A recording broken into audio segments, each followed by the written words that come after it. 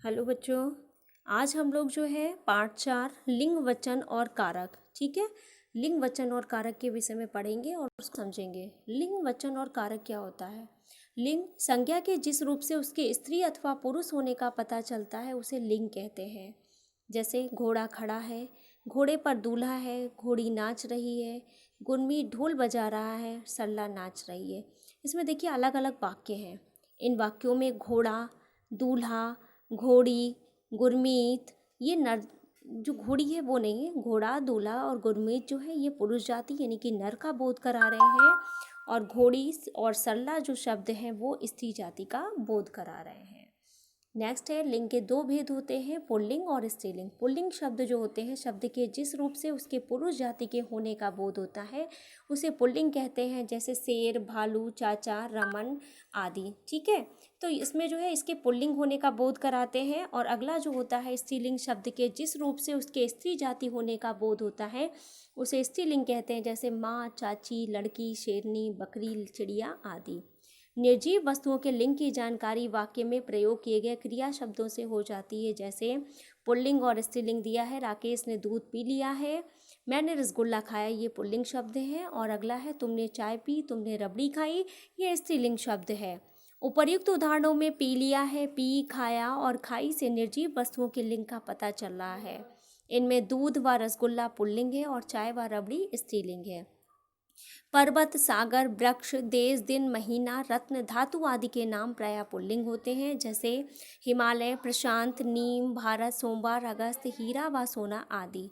Pulling शब्दों के अंत में पन, त्वा, पा और का और आव शब्द होते हैं। जैसे, ठीक है, बचपन हो गया और वीरत्व हो गया, बुढ़ापा हो गया, लेखक हो गया, उठाव हो गया। नदी, भाषा आदि के नाम स्त्रीलिंग होते हैं। जैसे गंगा, हिंदी आदि।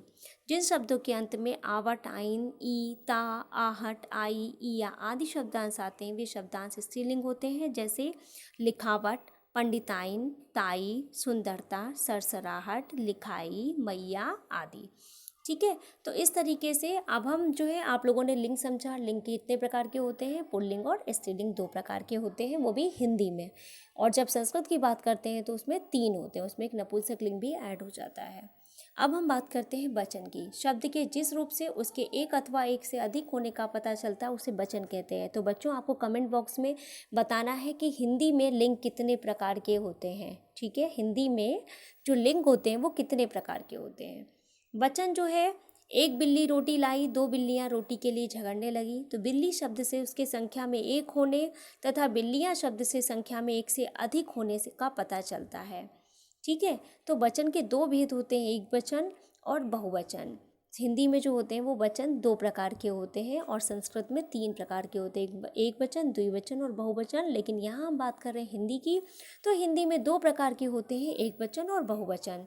एक वचन की जब हम बात करते हैं, शब्द के जिस रूप से उसकी संख्या में एक होने का पता चलता है उसे हम एक वचन कहते हैं। जैसे बकरी, कमरा, लड़का, ठीक है।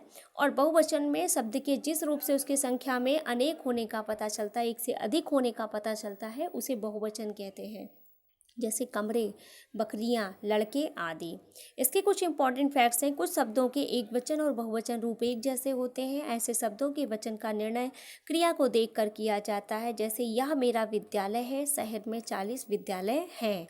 तो यहाँ पर क्रिया के है तथा हैं, जो है में डॉट लगी है, इन रूपों से पता चलता है कि पहले वाक्य में विद्यालय एक वचन है और दूसरे वाक्य में जो बहुवचन है। ऐसे ही अन्य शब्द हैं घर, पेड़, आम आदि। कुछ शब्द सदैव एक वचन में ही प्रयुक्त होते हैं। जैसे तेल, दूध, मिट्टी, धरती, जल, स्वतंत्रता आदि।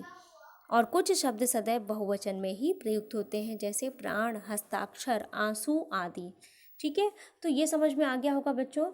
अब हम बात करते हैं कारक की। तो कारक क्या होता है? जैसे कि पेड़ आम लगे हैं, जल बतके हैं, राम रावण मारा। तो ये शब्द क्लियर नहीं हो रहे हैं। इन वाक्यों में कुछ शब्द गायब हो गए हैं, इसलिए बात समझना कठिन है। कि जैसे कि पेड़ आम लगे हैं, जब हम बोलते हैं पेड़ पर आम लगे हैं, जल में बतखे हैं, राम ने रावण को मारा, तो इन वाक्यों में जब पर, में, ने तथा को ऐसे शब्दों का प्रयोग किया है तो इन वाक्यों का कंप्लीट सेंटेंस हो गया। और इन चिन्हों को जब प्रयोग करने के बाद विभक्ति चिन्ह और इसे परसर के रूप में ही जाना जाता है।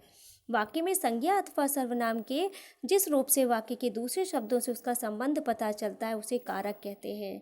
जो चिन्ह इस संबंध को प्रकट करते हैं उन्हें परसर्ग अथवा कारक चिन्ह कहते हैं। और कारक निम्नलिखित 8 प्रकार के होते हैं। कर्ता ने कर्म को करण से के द्वारा, संप्रदान के लिए, अपादान से अलग होने में, संबंध काकी के अधिकरण में, पर संबोधन हे ओ अरे। जब हम कर्ता कारक की बात करते हैं तो किसी को काम को करने वाले को हम कर्ता कारक कहते हैं। जैसे रवि कविता लिख रहा है, राकेश कहानी पढ़ रहा है। यहाँ पर रवि जो कविता पढ़ रहा है, लिख रहा है, वो रवि कर्ता कारक है और राकेश जो कहानी पढ़ रहा है वो राकेश कर्ता कारक है। कर्म कारक क्या होता है? जिस पर क्रिया का फल पड़े उसे कर्म कारक कहते हैं। जैसे माँ ने नमन को पुकारा, यहाँ माँ नमन को पुकार रही हैं तो नमन यहाँ पर क्या हुआ? कर्म कारक। हनुमान ने राक्षस को मारा, तो राक्षस को मारा तो यहाँ पर कर्म कारक जो है वो राक्षस था। पुकारने का फल नमन पर पड़ रहा है और मारने का फल राक्षस पर पड़ रहा है। अतः इन वाक्यों में नमन और राक्षस जो है वो कर्म कारक है। करण कारक की जब बात करते हैं तो कर्ता जिसके द्वारा काम करता है उसे करण कारक कहते हैं। जैसे पागल ने पत्थर से कुत्ते को मारा, आदमी ने कुल्हाड़ी से पेड़ काटा। पागल ने पत्थर की सहायता से कुत्ते को मारा इसलिए पत्थर करण कारक है, और आदमी ने कुल्हाड़ी के द्वारा पेड़ को काटा इसलिए कुल्हाड़ी यहाँ पर करण कारक है। बात करते हैं नेक्स्ट पॉइंट, संप्रदान कारक। जिसके लिए काम किया जाता है उसे संप्रदान कारक कहते हैं। जैसे सरिता शुभम के लिए उपहार लाई, रेखा ने दादी के लिए चश्मा खरीदा। तो इस सेंटेंस में क्या हुआ कि सरिता जो है शुभम के लिए उपहार लाई, शुभम के लिए और दादी के लिए, यहाँ पर जो है वो संप्रदान कारक है। अपादान कारक में क्या है? शब्द के जिस रूप से एक वस्तु से दूसरी के अलग होने का पता चलता है वहाँ पर अपादान कारक होता है। जैसे पेड़ से फल अलग हो रहे हैं तो पेड़ अपादान कारक है। दादाजी घर से बाहर जा रहे हैं तो यहाँ पर जो घर है, घर से दूर जा रहे हैं वो, तो घर अपादान कारक है। इसी प्रकार संबंध कारक में संज्ञा या सर्वनाम के जिस रूप से एक व्यक्ति अथवा वस्तु का संबंध दूसरे व्यक्ति या वस्तु से पता चलता है उसे संबंध कारक कहते हैं। जैसे यह मेरा घर है, घर का संबंध मेरे से है इसलिए मेरा संबंध कारक है। यह कार मेरी है, कार का संबंध मुझसे है इसलिए मेरी संबंध कारक है। अधिकरण कारक में शब्द का वह रूप जिसमें काम के होने के आधार पर स्थान का भी पता चलता है अधिकरण कारक कहलाता है। जैसे जल में बतख तैर रही है, रीता छत पर बैठी है। यहाँ पर बतख में तैरने का स्थान जल है इसलिए जल अधिकरण कारक है, और रीता के बैठने का स्थान छत है इसलिए छत अधिकरण कारक है। जब संबोधन कारक की बात करते हैं तो संज्ञा अथवा सर्वनाम का वह रूप जिससे बुलाने अथवा पुकारने का बोध होता है उसे संबंध कारक कहते हैं। जैसे हे राकेश पत्र लिखो, अरे हर्षित जरा रुको। तो यहाँ पर क्या है? हे ओ अरे जो संबोधन कारक चिन्ह होते हैं उनसे संबोधन कारक का पता चलता है। कुछ इंपॉर्टेंट फैक्ट्स हैं जो कि याद रखना है। लिंग से संज्ञा अथवा सर्वनाम के स्त्रीवाचक अथवा पुरुषवाचक होने का पता चलता है। लिंग के 2 भेद होते हैं, पुल्लिंग और स्त्रीलिंग। वचन वह है जो यह बताता है कि संज्ञा अथवा सर्वनाम संख्या में एक है अथवा एक से अधिक। वचन के भी 2 भेद होते हैं, एक वचन और बहुवचन। कारक के 8 भेद होते हैं। जिन शब्दों से कारक का पता चलता है वे कारक चिन्ह अथवा परसर्ग कहलाते हैं। तो सबसे पहले बच्चों आपको बताना था, उस समय एक क्वेश्चन मैंने बीच वीडियो में पूछा था, उसका आंसर देना था। और लास्ट में मैं पूछ रही हूँ कारक के कितने भेद होते हैं, आपको कमेंट सेक्शन में लिखकर बताना है कि कारक के कितने भेद होते हैं। साथ में चैनल को सब्सक्राइब कर लीजिए जिससे कि आने वाली वीडियोज़ आपको मिलती रहे।